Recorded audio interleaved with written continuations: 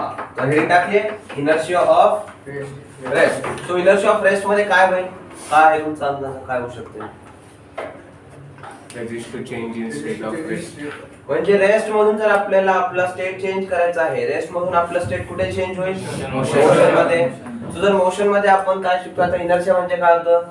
It is a resistance in the state, change in state of rest और motion.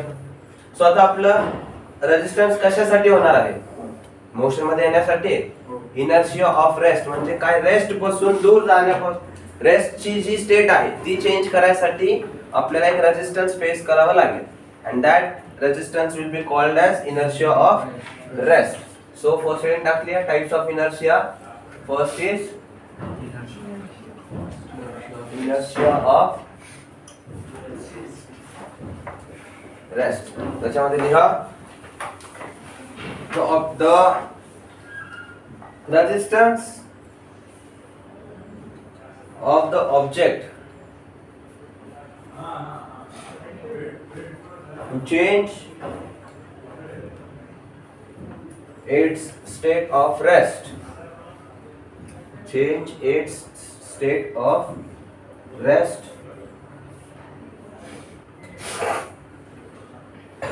is called inertia of rest.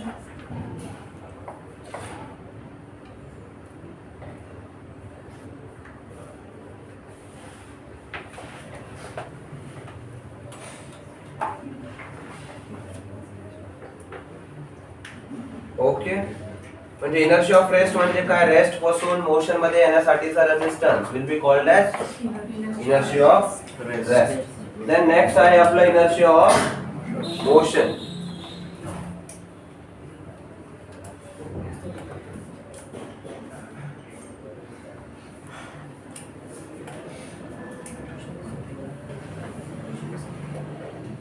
आता inertia of motion काय असेल?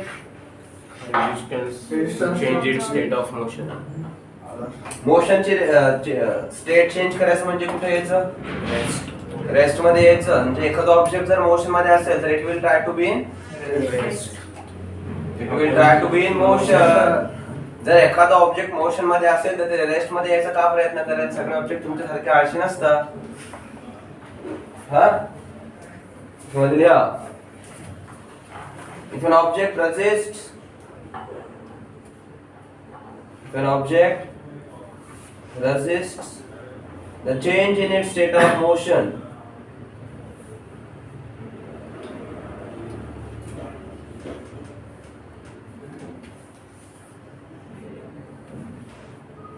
it is called as inertia of motion.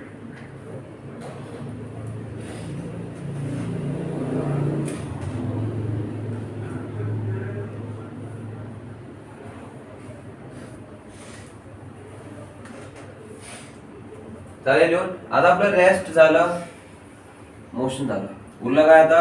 This straight line. Straight line म्हणजे काय झालं आता? It is having a certain direction. Straight लाईनला direction असते का? Yes. So this will be inertia of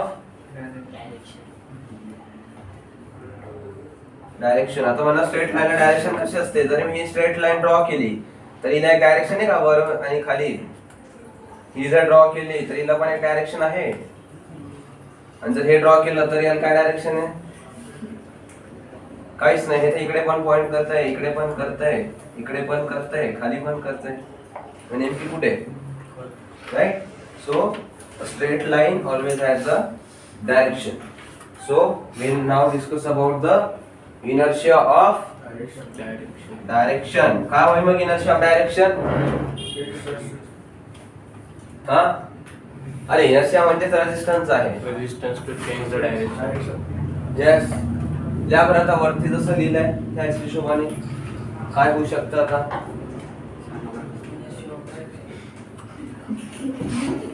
हा,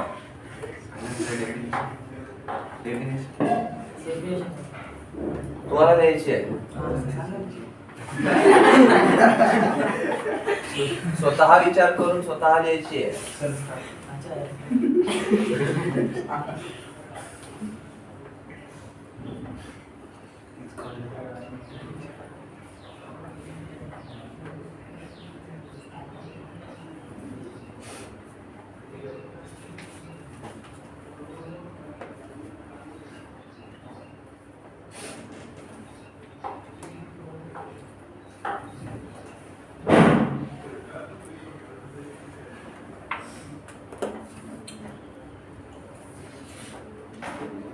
काय लिहिली करत खाली काय बघत होतं हा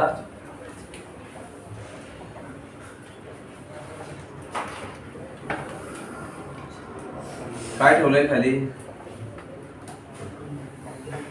म्हणजे अर्थ नाही समजलं आपल्याला काय चालू आहे ते है ना पुढे अथर्व काय लिहिले If an object presents the change in direction of motion, it is called as inertia of direction.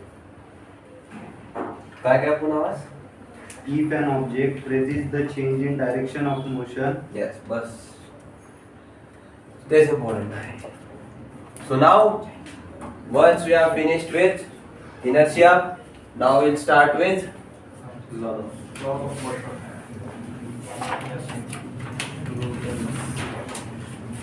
Newton's laws of motion.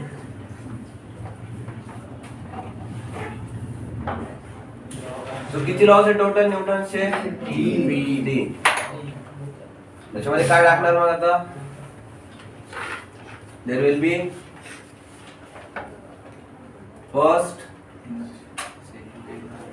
Law of motion त्याच्या समोर ब्रॅकेट मध्ये लिहायचं आहे law of inertia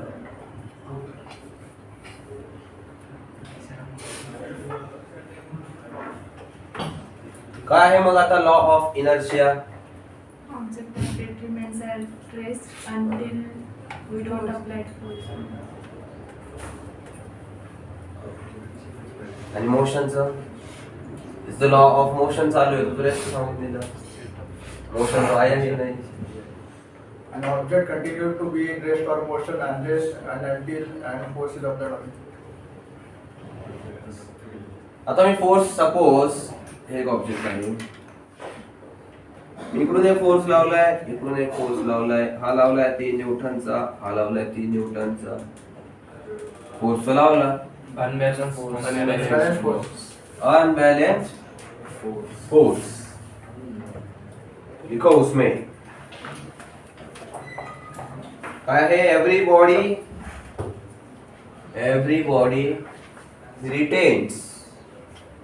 body retains म्हणजे काय टू कंटिन्यू और जपून ठेवणे एव्हरी बॉडी रिटेन्स म्हणजे काय कंटिन्यूस ब्रॅकेट मध्ये लिहू शकता लागलं तर कंटिन्यू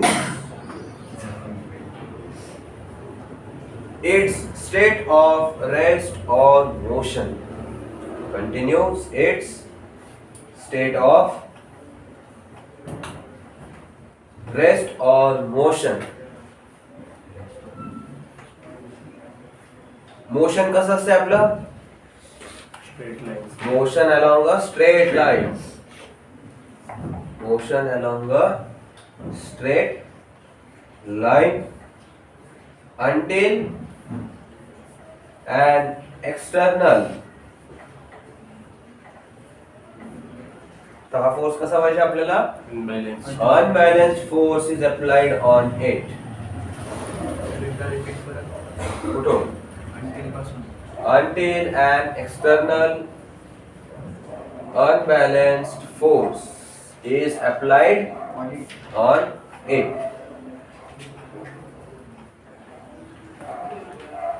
आपण आताच बघितलं इनर्शिया म्हणजे काय होतं एखादा ऑब्जेक्ट जर रेस्ट मध्ये असेल तर it will be at rest एखादा ऑब्जेक्ट मोशन मध्ये असेल तर it will B in motion आणि त्याची डायरेक्शन पण कशी राहील it will be straight line but जर आता ही चेंज करायचं असेल तर व्हॉट विल नीड काय पाहिजे आपल्याला अन एक्सटर्नल अनबॅलन्स्ड फोर्स आणि हेच दोघांना कंबाईन करून एक लॉ बनवला आहे that is called as the Newton's first law of motion also called as law of inertia okay त्याच्यामध्ये एक्झाम्पल्स लिहा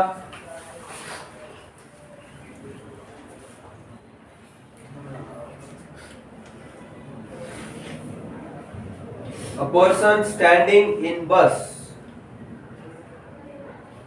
A person standing in bus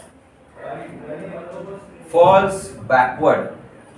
Falls backward when bus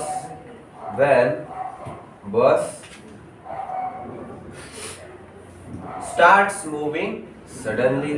आपण हे एक्झाम्पल आता डिस्कस केले right. When the bus starts moving suddenly.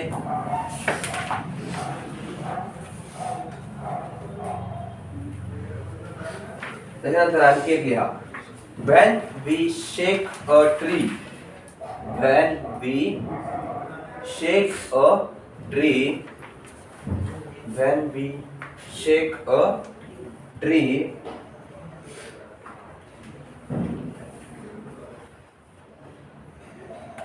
Vigorously म्हणजे काय?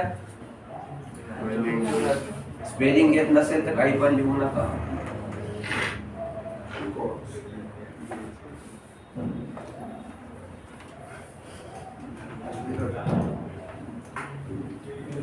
काय लिहिली स्पेलिंग? Vigorously. Vigorously म्हणजे काय? Violently. जोरात गदगद हलवलं. ठीक आहे. Its fruits and leaves. Its fruits and leaves काय होतात? Fall down. लिंब वाढले का झाडाचे कधी? कसे वाढतात? हा?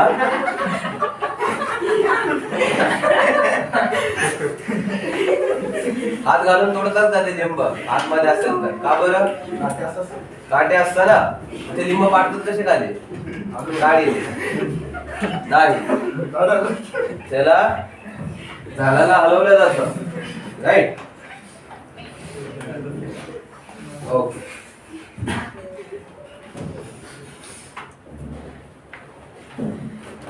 सो हे झालं आपलं Newton first law of motion, also called as the law of inertia. याच्यावरती पण तुम्हाला क्वेश्चन विचारला जाऊ शकतो की first law of motion is also called as.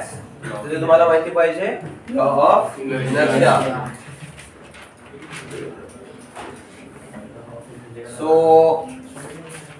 Next reading टाका एक छोटी तिथेच, दॅट इज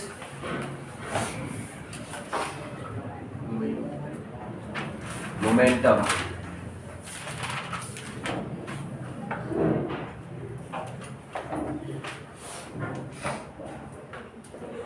मोमेंटम मध्ये लिहा the momentum of a moving body. The momentum of a moving body is equal to the product of its कशाचं असते product momentum? mass and velocity.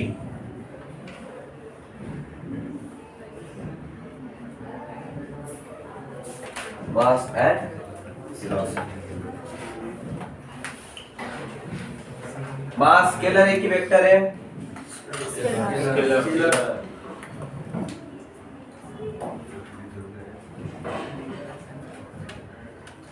So mass is scalar quantity, right? Velocity, Vector. velocity is a vector quantity. तुम्हाला अगोदर सांगितलं होतं whenever a scalar is multiplied by a vector, the resultant is also a vector quantity. So momentum काय आहे? Vector. Momentum is also a vector quantity. And then its SI unit काय होईल? kg meter per second. मास कशामध्ये असते? kg. velocity meters per second मध्ये. So kg meters per second will be its SI unit.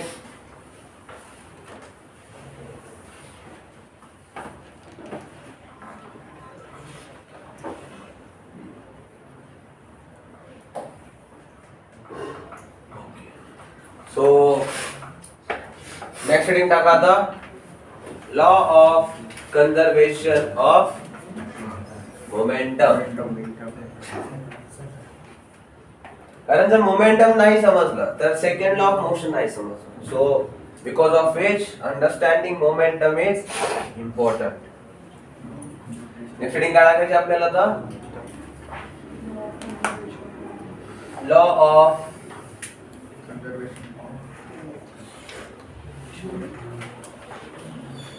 Conservation of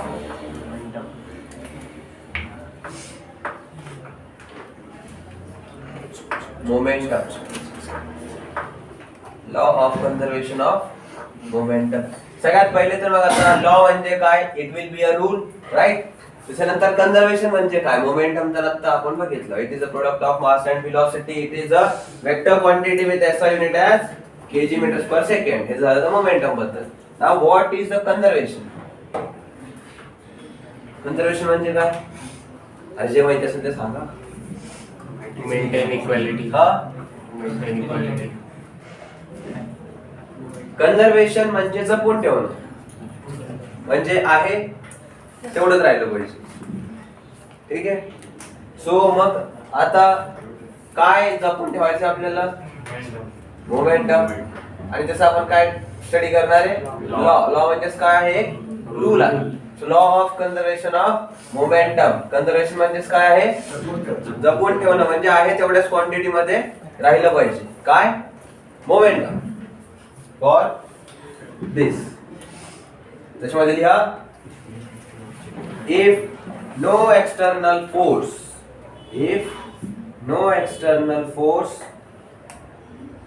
acts upon a system, if no external force acts upon a system,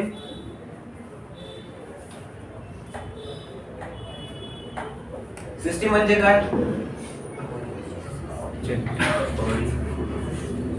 Object. कोण आहे system, system म्हणजे काय, 2 or more bodies जेव्हा एकत्र येणार. ठीक आहे. सो देन त्याच्यामध्ये लिहा, then the total momentum, then the total momentum of the system, then the total momentum of the system remains constant.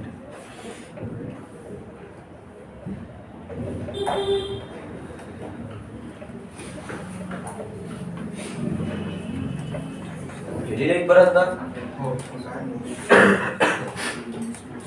तर सगळ्यात पहिले काय लिहिलेलं आहे, if no external force is applied on system. System म्हणजे काय सांगितलं तुम्ही, 2 or more बॉडीज. जर आपण बाहेरून काही मस्ती केली नाही, म्हणजे मस्ती केली म्हणजे काही फोर्स लावला नाही, तर काय होणार आहे, त्याच्या सिस्टीमचं टोटल मोमेंटम जे आहे ते काय राहणार आहे, कॉन्स्टंट राहणार आहे. तर मग ते आता कसं बताओ तू.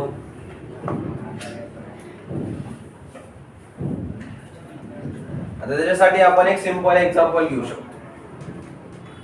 काय आहे की एक नदी आहे, एक अशी इकडे अशी ही नदी आहे. इथे काय केलं, इथे एक बोट आहे. तर इथे आता एक माणूस उभा आहे. ठीक आहे, असा माणूस उभा आहे, त्याच्या हातामध्ये ते चप्पू पण आहे असं. त्याला काय करायचंय, इथून त्या शिप मध्ये जायचंय, बोट मध्ये. शिप आणि बोट मध्ये काय फरक पाहिजे, हुशार बोल आले. सो त्याला काय करायचंय, इथून त्या बोट मध्ये जायचंय. सो बोट तो इकडे ओढू नाही शकत, तर मग त्याच्यासाठी तो काय करतो, आता तो आता मारतो उडी मारल्यानंतर काय होणार आहे, there will be a momentum. आपण आताच लिहिलंय, मोमेंटम काय होतं, the momentum of a moving body. जे जेव्हा पण बॉडी एक मूव्ह होणार तेव्हाच त्याच्यामध्ये मोमेंटम येणार. उभे उभे मोमेंटम असतं का, नाही. उभे उभे momentum will be 0. Why? Because whenever we are at rest, velocity is 0. तो आता हा इथून याच्यामध्ये उडी मारणार, मग काय होणार? तर इकडून इकडे जर याने उडी मारली, so he is in motion, आणि मोशन मध्ये असल्यामुळे काय होईल? He will have some momentum and that momentum will be transferred into the boat. आणि त्याच्यामुळे बोट पण काय होणार? समोर बोट पण समोर सरकणार. तर हा जेवढ्या मोमेंटमने कुदला आहे, आता हा माणूस जेवढ्या मोमेंटमने कुदला आहे तेवढ्याच मोमेंटमने ती बोट आता पुढे सरकणार. त्याच्यामध्ये एक्सटर्नल मोमेंटम ऍड होणार नाही. का? कारण तिथे कोणी फोर्स लावायला आहे का? नाही, तो एकटाच आहे. त्याने उडी मारली, काय झालं? ती बोट पुढे सरकली. आणि ते पुढे सरकायचं जे मोमेंटम आहे ते किती असणार आहे? Equal to the same momentum with which the man jump into the boat. Suppose तो माणूस होता 40 किलोचा, फार हलका होऊन जाईल, 60 kg and he jumped with 5 meters per second. त्याची velocity हे मोमेंटम किती झालं? 300 kg meters per second. इथपर्यंत क्लिअर आहे आता की हे झालं त्याचं मोमेंटम ऑफ मॅन. आणि मोमेंटम जे आहे that is represented using p. So आपण येऊ मोमेंटम ऑफ द मॅन. त्याच्यानंतर आता जेव्हा हा माणूस त्याच्यामध्ये उडी मारेल तर काय होईल? तो माणूस पण त्या बोट मध्ये आणि ती बोट पण तिथेच आहे का? सो नंतर तिथेच आहे का म्हणजे माणूस आणि बोट एकत्रच आहे ना, आता एक झाली ती बॉडी पूर्ण. तर मग आता त्याचे मास आहे, तर आपण मास कोणतं कन्सिडर करणार? The man as well as the boat. So ती बोट जी होती say that was of 90 kg. बोटचं वेट जे होतं दॅट वॉज 90 kg. आणि माणूस किती केजीचा होता आपला? 60 kg. सो त्यांचं टोटल कंबाइंड वेट किती होईल? 90 प्लस 60 दॅट इज 150 kg. तर ती बोट कितीच्या स्पीडने पुढे सरकेल? त्यासाठी आपल्याला we will consider it as say velocity v and हे जे मोमेंटम आहे हे मोमेंटम झालं आता त्या माणसाचं बोटचं weight mass multiplied by velocity. तर हे मोमेंटम किती असेल? with the same momentum equal to the same momentum with which the man jumped into the boat. so हे कशाचे इक्वल राहील? 300 kg meters per second. So आता काय होईल? हे केजी आणि इकडचे केजी कॅन्सल आउट होईल आणि 150 तर हा 0 आणि हा 0 पण कॅन्सल आउट झाला and 15 2 जा 30. सो velocity v ची व्हॅल्यू किती आली? 2 मीटर पर सेकंड. तर ती बोट किती स्पीडने पुढे सरकेल आता? 2 meters per second. and this happened only because of law of conservation of momentum. कळलं काय झालं त्याच्यामध्ये? आणि या प्रकारचे क्वेश्चन तुम्हाला रेग्युलर इंटरव्ह्यू वरती विचारले जातात पेपर मध्ये. So you need to understand the concept of law of conservation of momentum. कळाले? सो मी तुम्हाला आता आणखी एक क्वेश्चन देतो. ठीक आहे? हा हे नाही लिहून घ्यायचं, मी तुम्हाला क्वेश्चन देतो तो लिहा. which will be solved using the same law. Okay, so मी तुमच्यासाठी बोर्ड वरती राहू देतो. सो त्याच्यामध्ये लिहा a bullet of mass 10 grams. A bullet of mass 10 grams is fired with a velocity of 700 meters per second. एवढ्याच्या स्पीडने bullet काय केली आपण? Fire. Say if the mass of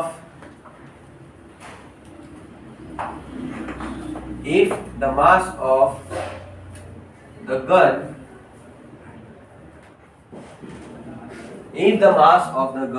is 1.5 kg, find its recoil velocity. Find its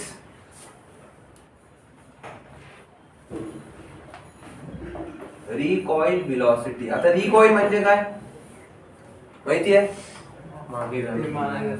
बंदूक चालवताना बघितली आहे picture मध्ये कुठेही, तर बंदूक जेव्हा गोळी मारलं तेव्हा काय होतं? बंदूक अशी वरती सरकते. ते काय असतं? ते फॉर्म मारायसाठी नाही वरती करत असं ते काय शायनिंग मारले म्हणून असं नाही. ते कशामुळे होतं? It is because of the recoil. जेव्हा आपण गोळी फायर होते पुढे तेव्हा बंदूक सुद्धा मागे सरकते. सो ते जे मागे सरकणं असतं त्याला काय म्हणतात? रिकॉइल. तो आप बताओ कितना होगा?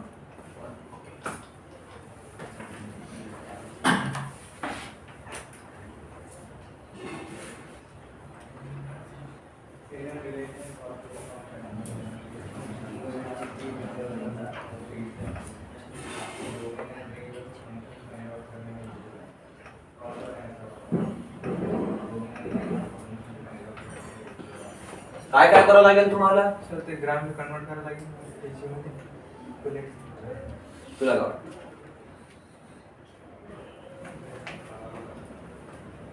हा ऑब्विसली केजी मध्ये करावं लागेल ना. सो 10 ग्राम म्हणजे किती केजी? 0.01. 0.01 केजी. ओके. सो मग मोमेंटम ऑफ बुलेट किती आलं? 7 kg होतं. मग आता ते गनची रिकॉइल व्हेलॉसिटी पण किती होईल मग आता?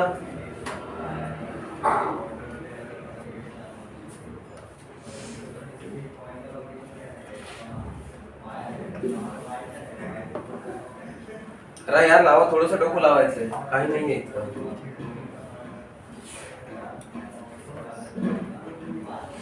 काय आपलं मोमेंटम ऑफ 5.7. 5.7.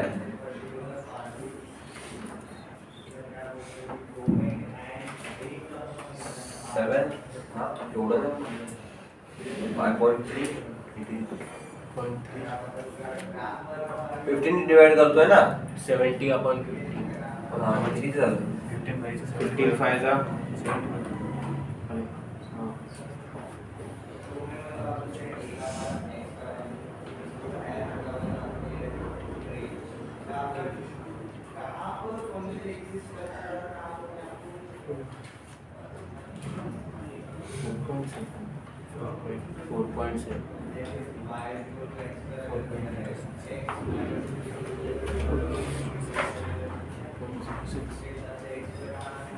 अरे आले की नाही कोणाचं आन्सर?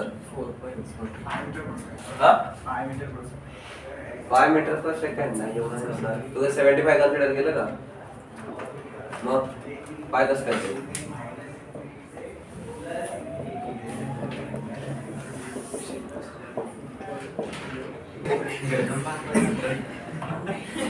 सो जेवढ्या मोमेंटमनी बुलेट आपले पुढे फायर होईल तेवढ्याच मोमेंटमनी गन पण मागे रिकॉइल होईल का?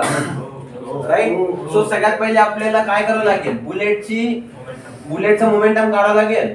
सो बुलेटचं मोमेंटम कसं काढणार? मास मल्टिप्लाइड बाय वेलोसिटी. बुलेटचं मास किती आहे? 10 ग्राम. म्हणजे 10 ग्राम म्हणजे किती? 0.0. आणि जरी येत नसेल तर काय करायचं आहे? 1 kg is equals to 1000 gram. 1000 gram. So 10 gram म्हणजे किती केजी काढायचं आहे आपल्याला? So x kg is equals to 10 gram. 10 gram and find the value of x. x कसं जाणार? x इकडे मल्टिप्लाय होणार 10, इकडे जाणार 1000 खाली येणार. बरोबर का? डायरेक्ट प्रपोर्शन शिकलेत. आता एवढं नका मला शिकवायला लागू बरं. सो आपला x ची व्हॅल्यू किती येणार? 10 डिवाइडेड बाय 1000. सो हा 1 0 कॅन्सल आउट झाला and with this we get our answer 0.01 kg. So हे झालं आपलं mass of bullet. So mass multiplied by velocity. So momentum किती होईल? Momentum of bullet that will be equals to 700 multiplied by 0.01 and that is equals to 7 kg meters per second, right? So momentum of the bullet will be equals to momentum of the gun, right? So गनचं momentum किती होईल? 1.5 multiplied by its velocity जी आपल्याला माहिती नाहीये. But we know the momentum of bullet. So that is 7. So इथून आपला v किती निघून येणार? 7 divided by 1.5 5 जर हा पॉइंट काढला आपण तर काय होईल 70 and that is equals to 4.66 meters per second. ही झाली तुमची रिकॉइल व्हेलॉसिटी. कळालंय काय काय केलंय तर नक्की आहे. मी आणखी क्वेश्चन देऊ याच्यावरती. चल आपलं बुलेट सेम आहे, सेम बुलेट फायर केली आपण आता, बट या केस मध्ये we are not finding the recoil velocity but we will be finding something else. तोपर्यंत एकदा बुलेटचा डेटा लिहून घ्या तुम्ही. बुलेट काय आहे, mass 10 grams, velocity 700 metres per second. Now this time it is fired, याच्यामध्ये लिहा the bullet is fired on a wooden log.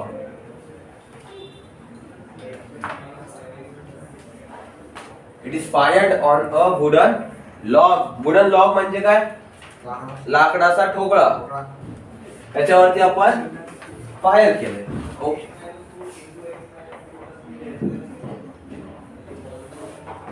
what you do is make this velocity as 1700 meters per second. कुछ तो अलग चाहिए ना. And this wooden log weighs 2.5 kg. 2.5 किलोचा तो लाकडाचा ठोकळा आहे. आणि आपली बुलेटचं मास किती आहे, 10 grams. It's velocity 1700 metres per second. आणि याच्यामध्ये गनचा काहीही संबंध नाही आता सध्या. ओके, सो आपली बुलेट एवढ्याने फायर झाली आहे आणि ती जाऊन कशावरती आदळली, आता एका वुडन लॉग वरती जाऊन आदळलेली आहे. त्याचा वेट किती आहे, 2.5 kg. आता ही जेव्हा त्या लाकडाच्या याला जाऊन लागेल तेव्हा काय होईल, लाकूड ढकललं जाईल पुढे. So you have to find its velocity of the wooden log after the bullet hits the log. कळालाय प्रश्न काय सांगितलाय तर तुम्हाला गिवन लिहून देऊ का. गिवन काय आहे आपलं, mass of bullet is 10 grams. Its velocity is 1700 meters per second and wooden log's mass पण आहे 2.5 kg. Now find its velocity after the bullet hits the wooden log.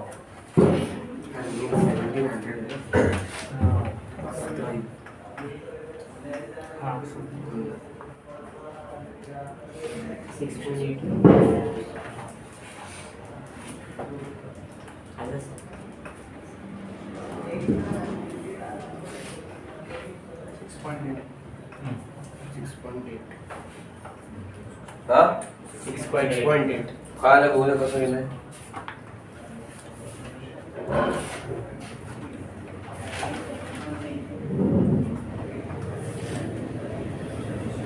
So याच्यामध्ये काय करावं लागेल तुम्हाला, सगळ्यात पहिले तर या बुलेटचं मोमेंटम कॅल्क्युलेट करावं लागेल. So that will be equals to 0.01. आपण अगोदरच कन्वर्ट केलंय. 10 gram is equals to 0.01 kg multiplied by 1700 meters per second. So this is the momentum of the bullet. हे किती निघून येईल आता, 0 कॅन्सल आउट होऊन जातील with this 2 and we'll get it as 17 kg meters per second. आणि हेच momentum त्या वुडन लॉकचं होईल का. आता याच्यामध्ये बघा, आपण 2.5 kg ला 2.5 kg का पकडतोय आपण, त्याच्यामध्ये बुलेट त्याच्यामध्ये जाईल ना ते बुलेट. सो ते बुलेटला का, त्या बुलेटचा मास का कन्सिडर नाही करत आपण. मग इथे जर आपण बोट, जेव्हा आपण त्या नदीचं एक्झाम्पल घेतलं, तिथे नदीच्या त्या याच्यामध्ये बोट आणि त्या माणसं दोघांचं वजन कन्सिडर केलं आपण. But in both the cases आपण आता इथे याचं वजन काय पकडायचं, बुलेटचं. बुलेट तर त्या लाकडाच्या आतमध्ये जाईलच, मग ते कन्सिडर का नाही केलं.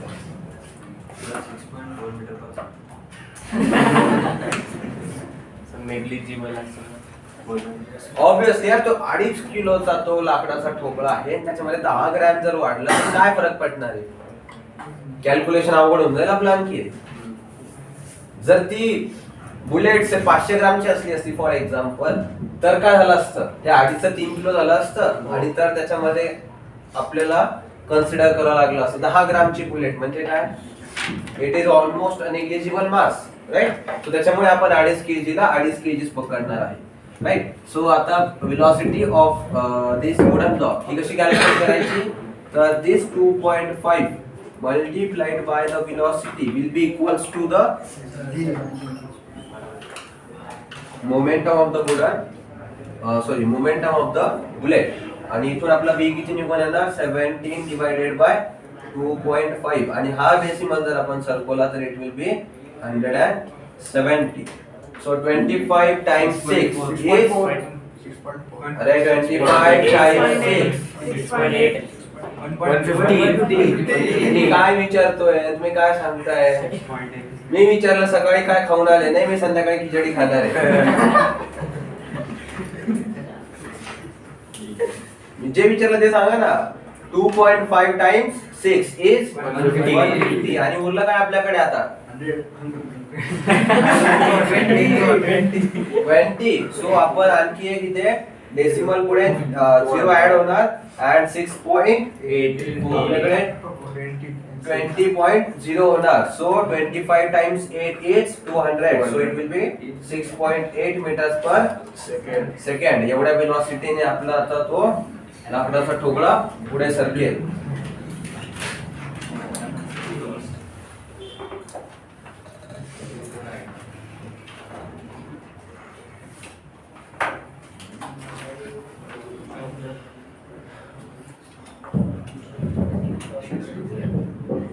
ओके, इथपर्यंत कळलं न्यूमेरिकल्स कसे करायचे law of conservation of momentum वरचे.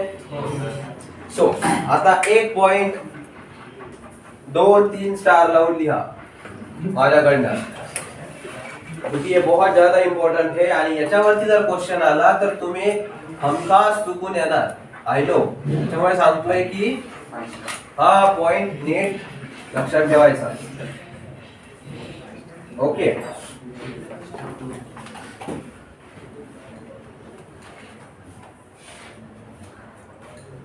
द रॉकेट प्रपोल्शन ची स्पेलिंग बघून घ्या काय आहे तर.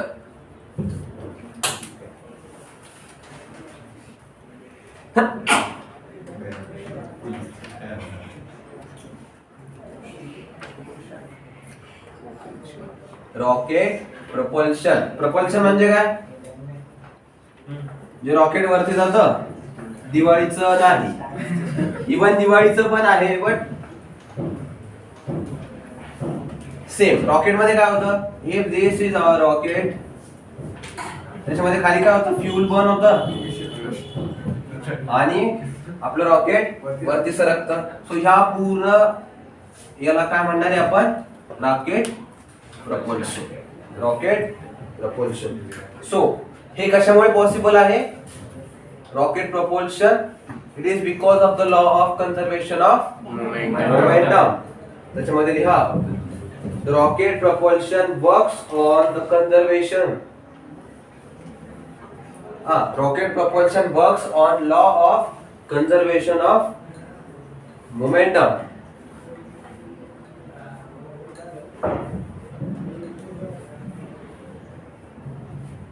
आणि ब्रॅकेट मध्ये आता सध्या गोष्ट लिहून ठेवा, second law of motion.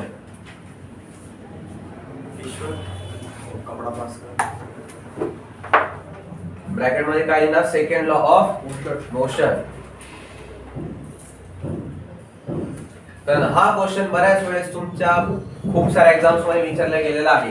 Your NDS, CDS, SSC, civil services, MPSC, जिथे कुठे पण सायन्स विचारलं जाणार तुम्हाला, तिथे तुमचा रॉकेट प्रपोल्शन वरती क्वेश्चन विचारला जातो. आणि तिथे most of the time students take the option that is third law of motion, but it is the second law of motion. And the second law of motion जर तिथे नसेल तर what you will choose is law of conservation of momentum.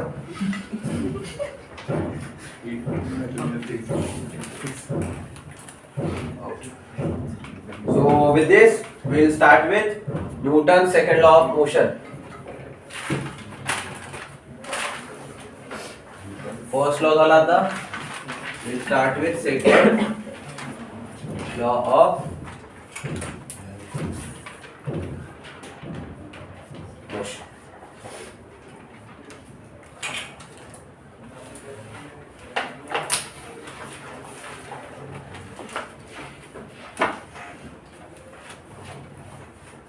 तर आपण first law ला काय म्हणलो होतो? Law of inertia. याला काय म्हणणार आहे आपण आता? Law of momentum.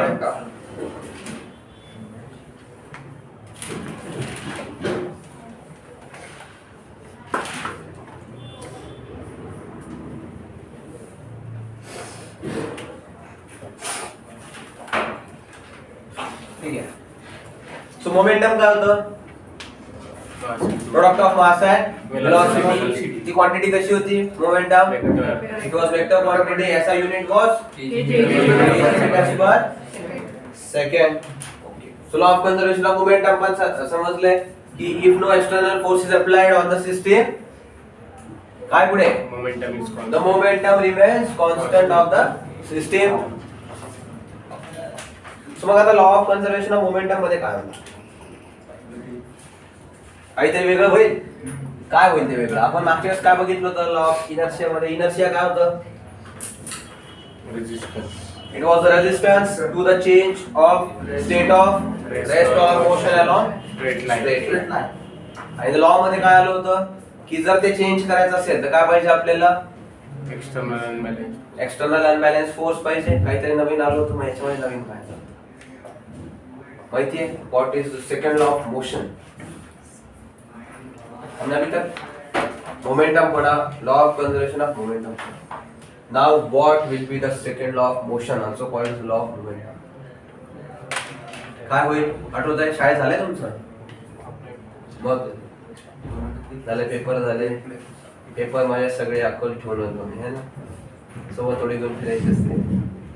काय होईल सांगा तर. बघून चालू आहे. काय सांग? काय आहे? The rate of change of momentum of a body is directly proportional to applied force and takes place in direction in which the force acts. तुला काय कळलं त्याच्यामधलं मग?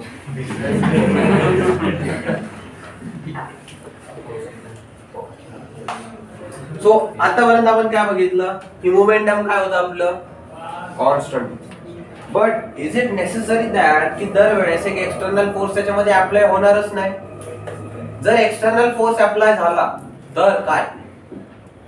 तर त्याचं उत्तर आपल्याला कुठे भेटणार आहे? सेकंड लॉ ऑफ मोशन मध्ये. Law of conservation of momentum मध्ये काय बघितलं होतं आपण? पहिली स्टेटमेंट काय होती? If no external force is applied. But जर आता इथे फोर्स अप्लाय केला तर काय होणार आहे? आपण त्याची गोष्ट करणार. सो जर एक्सटर्नल फोर्स आपण अप्लाय केला तर फोर्सचा फॉर्म्युला काय आहे? Mass into acceleration. सो जर ऍक्सेलरेशन झालंच नाही तर आपल्याकडे फोर्स राहील का? नाही. सो फोर्स साठी आपल्याला काय लागेल? Acceleration.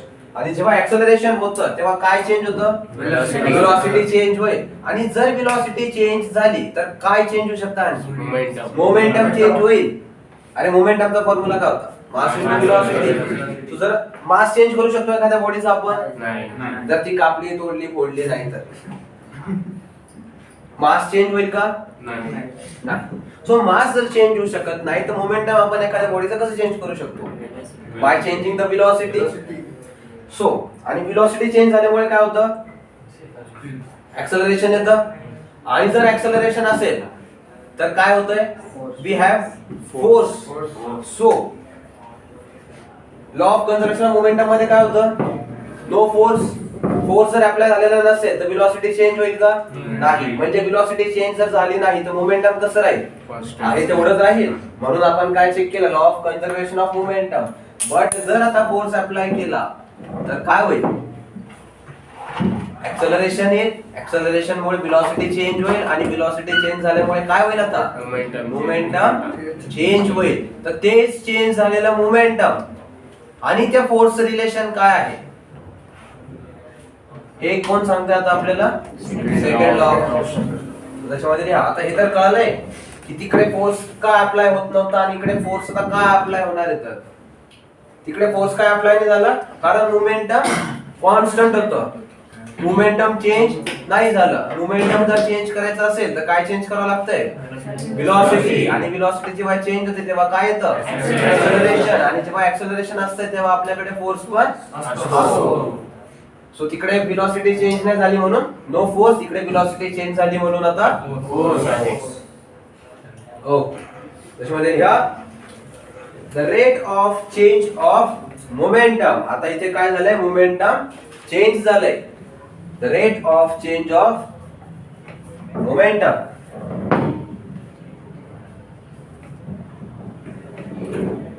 is proportional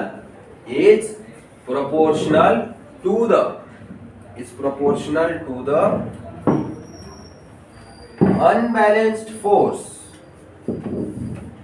Is proportional to the unbalanced force in the direction of force. In the direction of force. आता ही झाली पूर्ण एक सिंगल स्टेटमेंट. बट आता सिंगल स्टेटमेंटला आपण काय करणार आहे, आपण त्याला आता एकदा डिकोड करू. सो डिकोड करताना बघा काय सांगितलेलं आपल्याला, change in momentum, right. Change in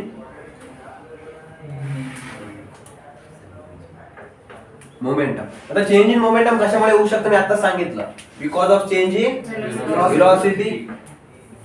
तर ते change in momentum is directly proportional to what. अरे नाही ना, डायरेक्टली प्रोपोर्शनल टू काय लिहिलंय तुम्ही वाचा, फोर्स, राईट. अनबॅलन्स फोर्स काय आहे, फोर्सचा टाइप आहे एक सब टाइप, बट आपण त्याला एकच फोर्स म्हणू. तर तो डायरेक्टली प्रोपोर्शनल आहे फोर्सचा. म्हणजे काय, जेवढा जास्त आपण फोर्स लावू तेवढा जास्त मोमेंटम चेंज होईल, आणि जेवढा कमी फोर्स लावला तेवढा कमी चेंज इन मोमेंटम. इथपर्यंत क्लिअर आहे. या स्टेटमेंटचा अर्थ काय, डायरेक्टली प्रोपोर्शनल म्हणजे एक वाढले की दुसरं पण वाढणार. सो हे झाली आपली आता फर्स्ट कंडिशन. दुसरी कंडिशन काय आहे आता याच्या पुढे सांगा जर. In the direction of the in the direction. In the direction काय, of the force. अरे हा, फोर्सच्या डायरेक्शन मध्ये काय आहे पण, Moment, change in momentum. Change in momentum is in the direction. आता मी याला CIM लिहितो बरं, चेंज इन मोमेंटम. तेवढं सगळं नाही लिहित वापस. Change in momentum is in the direction of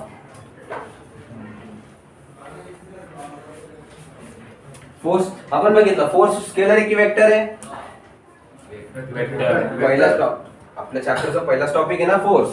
so force is a vector quantity and momentum. Momentum पण काय, आता तुला आपण वेक्टर आहे. सो मोमेंटम जेव्हा चेंज होईल तर it will also have some direction. So त्या मोमेंटमची डायरेक्शन आणि त्या फोर्सची डायरेक्शन ही कशी असते, Same. It is in the same direction. म्हणजे त्या डायरेक्शनला आपण फोर्स लावू त्याच डायरेक्शन मध्ये काय होणार आहे, मोमेंटम पण आपलं चेंज होणार आहे. आणि मोमेंटमचा जो चेंज आहे that is directly proportional to force. हे एक झालं मॅग्निट्यूड साठी. in this case we are talking about the magnitude, but in the second case आपण काय बोलतोय, direction. Magnitude as well as direction दोन्ही आलं because it is a vector quantity. कळतंय काय बोलतोय तर.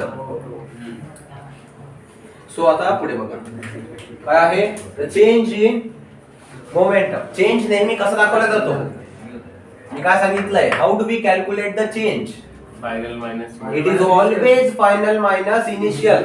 कशाचाही चेंज कॅल्क्युलेट करा, it will always be final minus initial.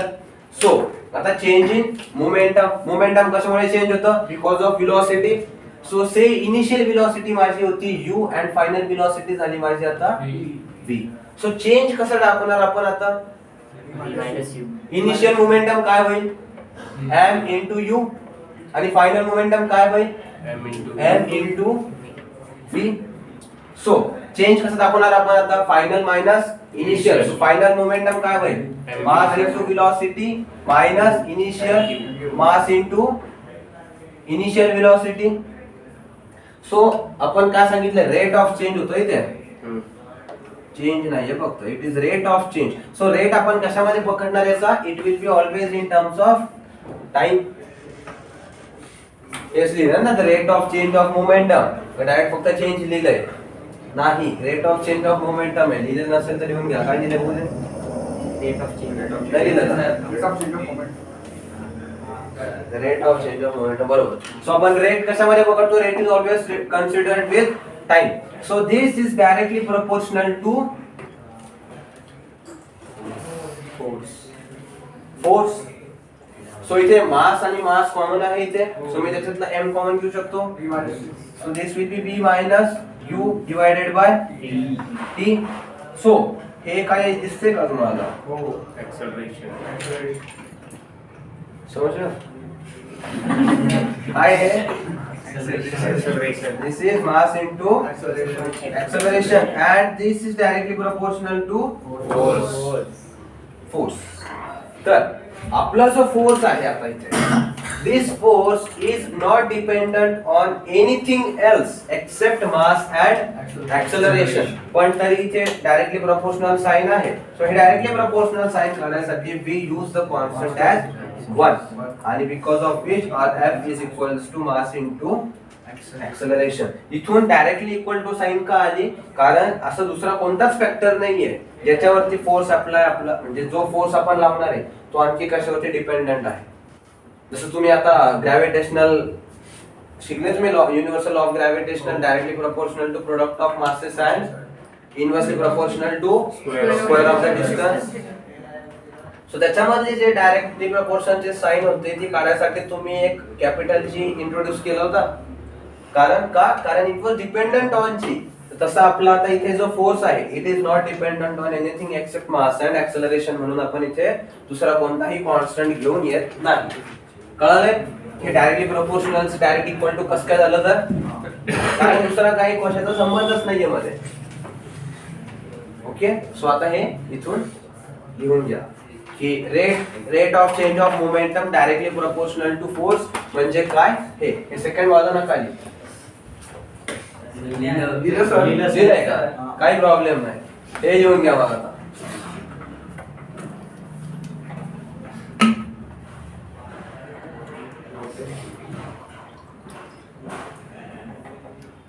असं नाही की मी काही चुकीचं लिहिलंय दिलं असेल तर ठीक आहे.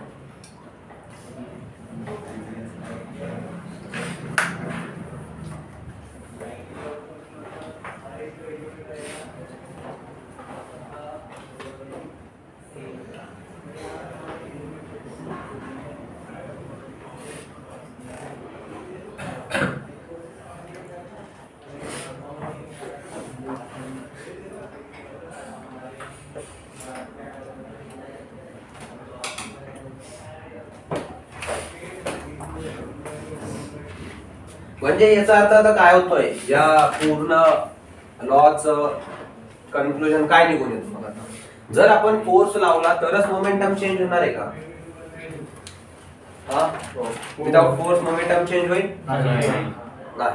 इट इज क्लिअर का बरं कारण मोमेंटम चेंज करायला काय चेंज करावं लागतंय वेलोसिटी जर चेंज होतीये तर एक्सेलरेशन असेल तर फोर्स. इथपर्यंत तर क्लिअर आहे.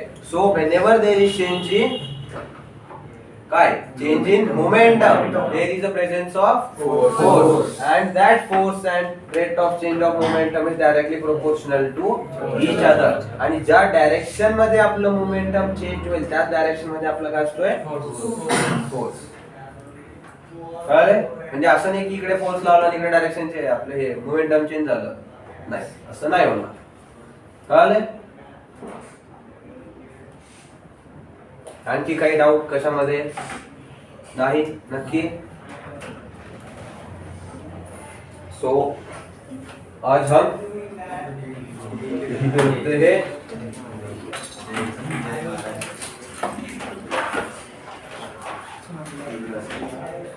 आणि पुढे आपण याचे उद्या काही एक्झाम्पल्स बघू.